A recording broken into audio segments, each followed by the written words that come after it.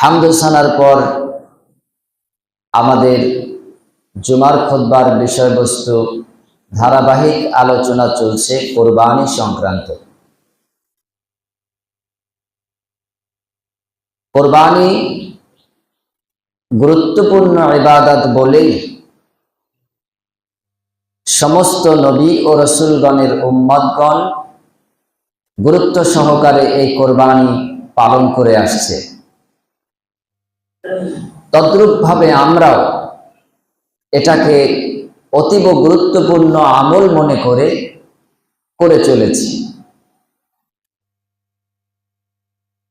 অন্যান্য নবী এবং রসুলগণ তাদের স্বভাব ছিল, যখন তাদের কোনো চাওয়া পাওয়া পূরণ হতো অথবা কোনো কিছুর প্রয়োজন হতো, তো তখন তারা আল্লাহকে খুশি করার জন্য কিছু উপস্থাপন করতেন যে রব্বুল আলামিন, আপনার আদেশ আমি পালন করলাম, আপনি আমার এই ইচ্ছাটা পূরণ করুন। দেখা যেত আল্লাহ সুবহানাহু ওয়া তাআলা তার এই প্রিয় বান্দার মনের কামনা অনুযায়ী, ইচ্ছা অনুযায়ী সেই কাজটা করে দিতেন, সেই ইচ্ছাটা পূরণ করে দিতেন। তো আল্লাহর প্রিয় বান্দা এবং আল্লাহ সুবহানাহু ওয়া তাআলা স্রষ্টা এবং সৃষ্টির মধ্যে প্রতিযোগিতা হতো। যিনি কল্পনা করেছেন যে আমার এটা প্রয়োজন, এটা কল্যাণকর, তো আমি এটা আল্লাহর কাছ থেকে পাবো বা নেব, তো আমি আল্লাহর খুশির জন্য এটাকে আমি উপহার হিসেবে আল্লাহকে দিলাম। তো আল্লাহকে তিনি কবে দেবেন, কখন দেবেন, এটা দ্রুত গতিতে দেবার চেষ্টা করতেন। আর আল্লাহ সুবহানাহু ওয়া তাআলা অন্তরের অন্তর্যামী, তার প্রিয় বান্দা বান্দীদের এই কাজগুলি নেবার জন্য প্লাস তার বান্দাদেরকে খুশি করার যে ব্যবস্থা আল্লাহ করেছেন, আল্লাহ এবং তার এই বান্দা প্রতিযোগিতা হতো, আল্লাহ আগে দিয়ে দিতেন। দেখা যেত বান্দার উপহারটাই সময় অনুপাতে পরে দেওয়া হচ্ছে। মনে করুন যে আজকে জুমাবার, আমার কিছু প্রয়োজন, এটা অনুভব হলো গত শনিবার, তো আল্লাহকে বললাম রব্বুল আলামিন, আগামী জুমাবারের আগে আমার প্রয়োজনটা পূরণ করে দিন। তো আল্লাহর যদি সে প্রিয় বান্দা হয়, সে চেষ্টা করবে, শনিবার ইচ্ছা পোষণ করেছে শনিবারই আদায় করে দেয়। সে পারেনি রবিবার দেবে, পারেনি সোমবার দেবে, তাও যদি না হয় অন্তত পক্ষে বৃহস্পতিবার দেবেই, কারণ তার দরকার জুমাবার, শুক্রবার। ওদিকে আরশের মালিক আল্লাহ সুবহানাহু ওয়া তাআলা, তানার ভান্ডারে তো কোনো কিছুর কমতি নেই। আমাদের তো অভাব আছে, কমতি আছে বলে ব্যবস্থা করতে সময় লাগে, তার জন্য 5 দিন 7 দিন লেগে যেতে পারে। কিন্তু মালিক যখন তার বান্দার খালেস নিয়তটা পেয়ে গেল, অমনি আল্লাহ সুবহানাহু ওয়া তাআলা ওই বান্দার প্রয়োজনটা সেই জুমাবার আসার অনেক আগেই পূরণ করে দেন, বলে সুবহানাল্লাহ। তো দেখা গেল বান্দা একটা কোরবানি উপস্থিত করেছেন, বৃহস্পতিবার চেষ্টা ফিকির করে, মানুষের দরকার ছিল শুক্রবার জিনিসটার, কিন্তু আল্লাহ সুবহানাহু ওয়া তাআলা তার সেই প্রয়োজনটা সেই যে শনিবার ইচ্ছা করলো, পরের দিনই ব্যবস্থা করে দিলেন। এই জন্য দেখা যায় যে একটা কাজ হচ্ছে আগে অথবা পরে, কিন্তু তার চাওয়া পাওয়া কখন কিভাবে, ওটা রব এবং বান্দা দুজনই কেবলমাত্র গোপন অবস্থায় জানেন। প্রকাশ্য হবার আগেই পূরণ করার ক্ষমতা আল্লাহরই আছে, অন্য কারোর নেই। আবার সালফে সালেহিন, বিগত দিনের উম্মতগণের যে অভ্যাস ছিল যে তারা যদি কোনো কিছু পেতেন, খুশির কোনো সংবাদ পেয়েছেন, আনন্দিত হবার মতন কোনো জিনিস তাদের সামনে উপস্থিত হয়েছে, তারা তখন সর্বাগ্রে আল্লাহর খুশির জন্য নিজেকে সঁপে দিতেন, সেজদায় অবনত হয়ে যেতেন। সুবহানাল্লাহ, সেজদায় অবনত হয়ে যেতেন। দ্বিতীয় নাম্বার তাদের স্বভাব ছিল, তারা সিজদা দেবার পর তাদের মন বেকুল হতো। কারণ সিজদায় সে যে তাসবিহ পাঠ করেছে তার মনোতৃপ্তি হয়ে গেছে, এখন আরো বেকুল যে আল্লাহ আমাকে এত বড় কিছু দিল, আমি আল্লাহকে শুধু একটা সিজদা দিলাম, আমি আরো কিছু দিতে চাই। তারা তখন আল্লাহর খুশির জন্য কোরবানি উৎসর্গ করতেন, আল্লাহর সামনে কোরবানি পেশ করতেন। কোরবানি তো বছরের প্রত্যেক দিন করা সম্ভবপর নয়, বছরে এই 3 দিনই করা যায়, যে 3 দিন এই মাসে 10, 11, 12 জিলহজ মাসে আমরা এখন উপনীত হয়েছি। এখনো অনেক মানুষ জানতেই পারেনি যে জিলহজ মাসের চাঁদ উদয় হয়ে গেছে। আগামী শনিবার 10ই জিলহজ আমাদের, ওই দিন ইনশাআল্লাহ ঈদের নামাজ অনুষ্ঠিত হবে, তারপর কোরবানি হবে। কত মানুষ মোবাইল দেখতে দেখতে রাত 1টা বাজিয়ে ফেলেছে, যুবক যুবতী, ও জানেই না কখন চাঁদ উঠেছে। অথচ এখন অনলাইনের জামানা, চোখের সামনে ঘুরছে খবরগুলি, এই খবর তার চোখের সামনে আসার সুযোগ নেই, কারণ সে ইউটিউবে, গুগল মামায় এমন কিছু দেখে, এসব চাঁদের খবর আসে না, ওখানে সব খোলামেলার খবর আসে। নাউজুবিল্লাহ। সকালবেলা একজন বলছে, হাফেজ সাহেব ভাই চাঁদ উঠে গেছে। কেন? চাঁদ তো এখনো আজকে উঠেনি, আরো আগে উঠেছে। তা তুমি এখন এমন করে জিজ্ঞেস করেছে? বলছে নখ চুল কাটতে পারিনি, কাটতে পারবো না। আর আমি বললাম, যদি তোমার নখ চুল কাটতে এই 10 দিনের মধ্যে 40 দিন পার হয়ে যায়, তাহলে তোমার আর অত সওয়াব নিতে হবে না। চাঁদ উঠলো কিনা এই খবরটুকু নেওয়ার সমর্থ যদি এই জামানায় একজন কোরবানি দাতার না হয়, তাহলে আপনার ইখলাস কোথায়, খুলুসিয়াত কোথায়? অথচ সালফে সালিহিনদের স্বভাব, তাদের আদর্শ, যে আল্লাহ সুবহানাহু ওয়া তাআলা আমাকে দেবেন বা আমাকে দিয়েছেন, আমি আল্লাহর জন্য একটা কোরবানি প্রস্তুত করে দিয়েছি, উপস্থিত করে দিয়েছি। দেখেন, সওয়াব আপনি 2 ভাবে নিতে পারেন, ভুল ব্যাখ্যা করবেন না। আপনার এখানে যে বাস করে ওনার উপর নির্ভর করে সওয়াব পাবেন কি গোনা পাবেন।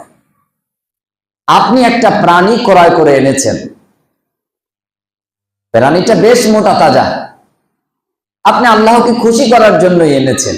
আনার পরে দেখলেন যে প্রাণীটার ভিতরে আরো একটা প্রাণী আছে, মানে উনি বনিত, তো খারাপ কিছু না।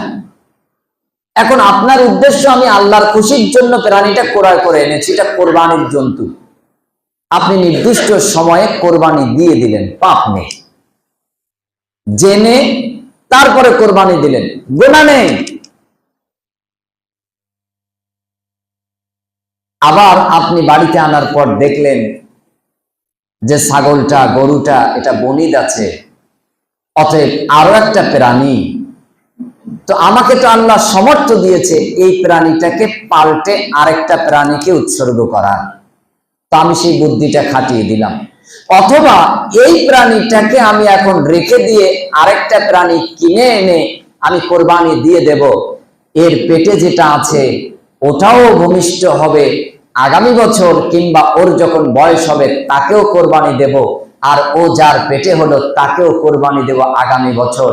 আপনি এই বছর 3টা কোরবানির সওয়াব পাবেন। সুবহানাল্লাহ। তাহলে আপনার এখানে যে অন্তরটা আছে, নেকির কারখানা কিন্তু ওই অন্তর।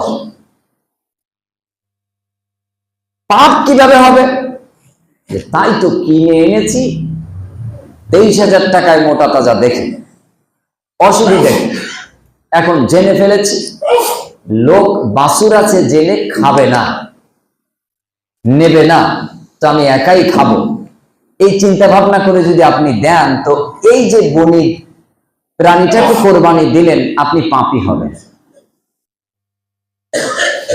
তাহলে অন্তরের উপরে আপনার এর নেকি বরাদ্দ। এখানে মূল পয়েন্ট আমার যেটা ছিল সেটি হলো যে আপনার সামনে এমন কিছু আল্লাহ আপনাকে উপহার দিলেন অথবা আপনাকে দেবেন, দেওয়া হবে অথবা আপনি পেয়েছেন, এর জন্য সালফে সালিহিনদের আকীদা হলো আল্লাহর খুশির জন্য প্রথম সিজদা দেওয়া, এরপর দ্বিতীয় বৈশিষ্ট্য হলো আল্লাহর খুশির জন্য কোনো একটা প্রাণী উৎসর্গ করা। এটা আবার দুই ধরনের হয়। একটা হলো সাদাকা, যখনই পেয়েছেন অথবা যখনই পাবেন ওটা আপনি আল্লাহর খুশির জন্য গোটাটাই বিলি করে দেবেন, বন্টন করে দেবেন, এটা সাদকা। এটা বছরের 365 দিনই চলবে, রাতে, দিনে, দুপুরে, সকালে, বিকেলে, সন্ধ্যায়, সব সময় চলবে। জবেহ করে গোশত রেডি করে বন্টন করে দিলেও চলবে, জীবন্ত ক্রয় করে ওটা একজনকে দান করে দিলে চলবে, 10 জনকে দান করে দিলেও চলবে, গোটাটাই চলবে। কিন্তু আপনি খেতে পারবেন না, সবটাই দান করে দিতে হবে। যদি গোশত রেডি করে বাড়িতে রান্না বান্না করে খাওয়াতে চান সাদাকার অংশ, তাও জায়েজ, কিন্তু আপনারা পরিবারের লোকজন খেতে পারবেন না, গোটাটাই দান করে দিতে হবে। দ্বিতীয় আরেকটা হলো কোরবানির জন্য প্রাণী প্রস্তুত করা, তার লালন পালন করা, ওই প্রাণীটার সেবা যত্ন করা। কোরবানির দিন আসলো, এই দিন কোরবানি করলেন, কোরবানির সওয়াব পেলেন। এর আগের দিনগুলি এই পশু প্রাণীকে পরিচর্যা করার কারণেও আপনাকে আল্লাহ সুবহানাহু ওয়া তাআলা নেকি সওয়াব দিয়ে পরিপূর্ণ করে দেবেন। তাহলে কোরবানির দিন তো জন্তুটা কোরবানি করে জবাহ করে সওয়াব পাবো, এর আগেও কিন্তু সওয়াব আছে। এমনও তো মানুষ আছে নিজে খায় 3 বেলা, কিন্তু ছাগল গরু যেটা কিনে এনেছে ওকে ঠিক মতন খাবারও দেয় না। কি হবে? দানের জিনিস, ও খেলেই কি না খেলেই কি, ওই এক সপ্তাহে 500 গ্রাম বাড়লেই কি না বাড়লেই কি, ওই হিসাব করে আবার 1000 টাকা খরচ চাপাবে? না না, ও করে দরকার নেই। আরে যেভাবে পারিস একটু ফ্যান ট্যান যা হয় ওই দিয়ে পার। আমি তাদেরকে বলি আগে কিনবেন না, 1 হাট আগে, আগামী শনিবার ঈদ, আগামীকাল শনিবার কিনবেন 1 সপ্তাহে। তাও যদি অসুবিধা হয় পরের বুধবার যাবে, তাও যদি অসুবিধা হয় কোরবানি উপলক্ষে জরুরি হাট, ঈদের আগের দিন বা 2 দিন আগে ওটা আনবেন। আর না হয় বেলেঘাটা প্রত্যেক দিন, শনিবার ঈদ হলে শুক্রবার সকালেও আছে, সেদিন আনবেন। আবার কেউ কেউ আছে এই জন্তুগুলির সাথে দুর্ব্যবহার করে। মনে রাখবেন, এটা কোরবানির শুধু জন্তু নয়, এটা আপনার কলিজার অংশের আজকে এই 1 সপ্তাহ 1 মাস অংশ বিশেষ। নির্দেশটা ছিল ছেলের গলায়, আপনার কলিজার টুকরোর গলায় ছুরি চালানো, ওটা আল্লাহ দয়া করে ঘুরিয়ে গরু আর ছাগল, ভেড়া, দুম্বা, উটের গলায় ফিরিয়ে দিয়েছেন। এখন 1 সপ্তাহ 1 মাস 2 মাস 6 মাস 1 বছর তার সাথে যতটুকু দুর্ব্যবহার করবেন আপনার ছেলে মেয়ের সাথেই দুর্ব্যবহার করা হবে। তো ওই কোরবানির ছাগলটা, গরুটা, ভেড়াটার গায়ে একটা লাঠি পেটা করার আগে 7 বার ভাবতে হবে। এত সোহাগ যত্ন করে, গহনাগাটি দিয়ে, পোশাক আশাক দিয়ে, সুটকেস ভর্তি করে, তারপর 150, 200, 500 লোককে চেয়ার সেটিং করে খাইয়ে দাইয়ে বিবাহের অনুষ্ঠানের মাধ্যমে বৌমাটাকে আনার পরেও নতুন শ্বশুর বাড়িতে মন টেকে না। অথচ এত মানুষ, এর বুদ্ধি আছে, বিবেক আছে, জ্ঞান আছে, গরিমা আছে, জন্মের পর থেকেই জানছে, শিখছে, শুনছে, দেখছে যে মেয়ে আমাদের সমাজ ব্যবস্থায় বিয়ে হয়, ছেলের বাড়িতে যায়, সেখানেই তার আসল ঠিকানা। তারপরেও বাপের বাড়ি যাওয়ার জন্য উড়ু উড়ু মন। আর একটা গরু, একটা ছাগল, এত অবলা জন্তু, জ্ঞান নেই, বুদ্ধি নেই, বিবেক নেই, 2 দিন বাদে, 2 সপ্তাহ বাদে, 1 বছর পর ওর গলায় ছুরি চালাবেন, এই অনুভূতিটুকু আল্লাহ রাব্বুল আলামিন তাকে দেননি। তার গায়ে আপনি এভাবেই দুর্ব্যবহার করবেন, আপনার বিবেকের কাছে একটু প্রশ্ন রাখা উচিত। ছুটে গেছে, হারিয়ে গেছে।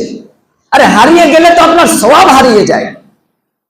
চুরি হয়ে গেছে, চোরটাকে ধরে আপনি জিভ কেটে দিলেন, মেরে দিলেন, কেন? আপনার কোরবানির জন্তু চুরি হয়ে গেছে, হারিয়ে গেছে, আপনার তো নেকি হারিয়ে যায়নি, চুরি হয়ে যেতে পারে না। প্রাণীটা যে ভুল করেছে, প্রাণীর মালিক যদি সেই ভুল করে, চিন্তা করেন তো আমাদের মালিক আল্লাহ যদি ওই সিদ্ধান্তের উপরেই সিদ্ধান্ত জারি করে দেয়, তাহলে অবস্থাটা কি বেগতিক হয়ে যেতে পারে, সর্বনাশ হয়ে যাবে। অতএব বিপরীতটা যেন আমাদের উপর নেমে না আসে, তার জন্য 7-5 ভেবে সিদ্ধান্ত নেওয়া উচিত। এই জন্য আপনি যে প্রাণী আজকে পরিচর্যা করছেন, ওর মধ্যে নেকি আছে, বরাদ্দ আছে।